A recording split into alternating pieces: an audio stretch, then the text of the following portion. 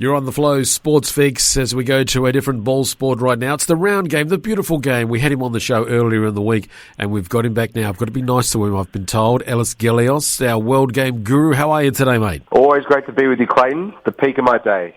Although, in some kind of light, you do look a bit like Les Murray. I just should say that. But anyway, I'll take it.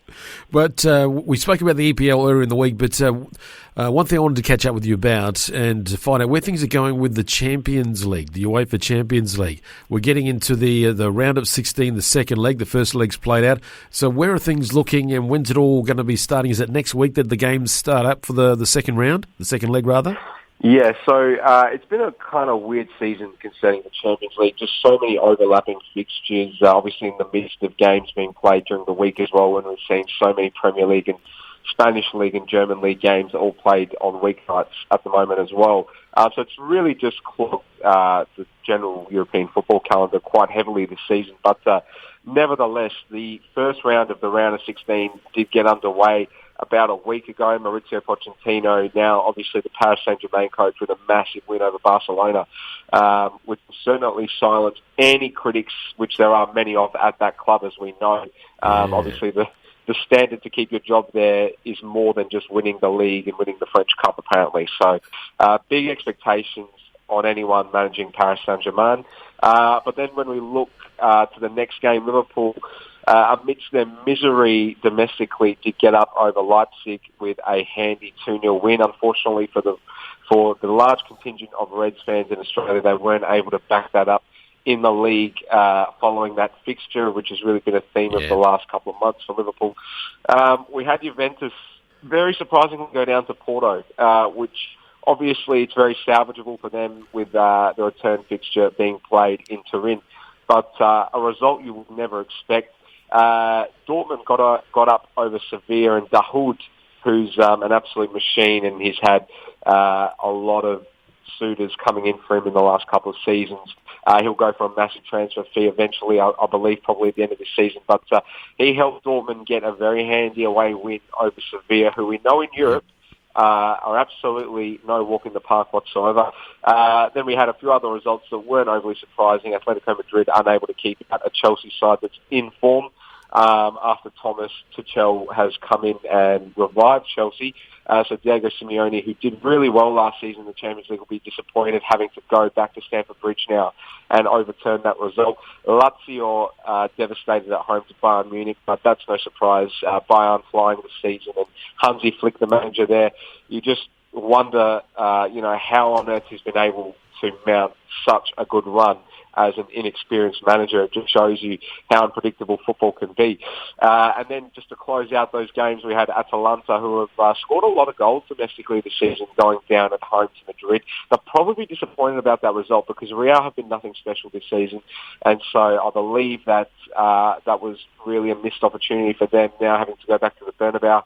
And wasn't it refreshing to have Pep Guardiola, after his Man City team beat Mönchengladbach 2-0, come out and just give us a bit of truth, Clayton. No spin, just said it how it was. When asked how his team is continuously able to replicate such good football, he simply said, well, we've got more money than most to buy the best players. I love how refreshing that is. So good on Pep. Yeah, love the honesty. Rounded out all our first round of 16 fixtures. All right, and then we get into the second legs and all that. So how do you see some of those games playing out? I mean, because this is knockout phase. So I'm just looking at the fixtures in front of me now, and there are going to be some ones that could go either way. But I dare say Juventus are going to bounce back over Porto.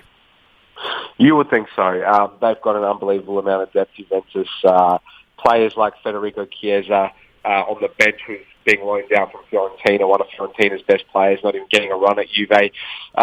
You just feel as though to bottle this at home, not that it will be in front of their fans, would be quite spectacular for Juve. So, unfortunately for Porto, who, of course, we all remember winning that memorable Champions League edition back in 2004-05, I just think the climate's changed so much that probably it's going to be too much of an ask to go to Italy and sustain that lead. I think Chelsea will be fine. Obviously, Bayern Munich will probably give some of their seconds players a run. Liverpool would be expected to hold out that 2-0 scoreline, but going back to the past, we've seen so many crazy European nights at Anfield, so who knows what this return leg might throw up. Ellis, you're putting the mockers on. I was feeling good, then you said that, and I'm starting to worry now. I'm starting to worry. Cautious optimism, Clayton. Cautious optimism. Oh, yeah, you call it that. It's worry. Yeah, okay, moving on. Obviously, Paris Saint-Germain should comfortably protect that lead against Barcelona. Bye-bye, Barcelona. Yeah, goodbye. Yeah, they're gone. Yes, given that'll be played in France as well, Barca will have to travel. And really shouldn't be any issues for Madrid at home and Man City likewise at home. We have seen the occasional surprising result when Man City come up against a way less fancied opposition in Europe when Man City are hosting the game. So I would dare say that Pep Guardiola may not want to give some of his younger players a run in this game and just see the game out. He's obviously got a 12-point lead or whatever it is in the Premier League, so he's not really required to rest his best players. I think he should play this safe and see this game out. But otherwise, I think all other fixtures will take care of themselves. Obviously, Sevilla scoring twice, but conceding 3 at home when they're going to be the travelling team come the second round, really you would think is beyond touching distance. So we shouldn't see any surprises at all, Clayton. I don't know. I've got watching Gladbach, there is a buzz around that side in their season that they've been having. I fancy them against Man City. I really do. They've got a lot of good players, and they're quite a fearless side as well. I think they're one of the typical Bundesliga sides who, it doesn't matter who they're up against, they'll try and win the game, which you can't say about a lot of teams in Europe. Often the cautious approach will be taken. They'll try to score goals against the runner play. You don't get that with Mönchengladbach. So who knows? But you would think Man City at home, bit of a shocker not to sustain this lead, you would think. Yes, you would think. Well, there's going to be some interesting results in the second leg, and you put the mockers on it before, but we will just gloss over it. We won't talk any more about it. We know Liverpool are going to win. Don't we, Ellis? We're hoping, Clayton. We are hoping. Oh, you're making me worry. But anyway, that's what it's all about. And then, of course, then we'll get into the quarters and the semis, and then there'll be the big final that'll be taking place around, I think, sometime in May, late May, going by the schedule at the moment when they can fit it all in. All right, Ellis, we will look forward to catching up with you on the sports show tomorrow with more, I dare say, EPL action and other things going in the world game. You look after yourself, and thanks for joining us today on the Sports Fix. And yes, pick Liverpool. I'm telling you now, pick Liverpool, and Man City are going to lose. Thanks for having me, Clayton. Look forward to seeing what happens.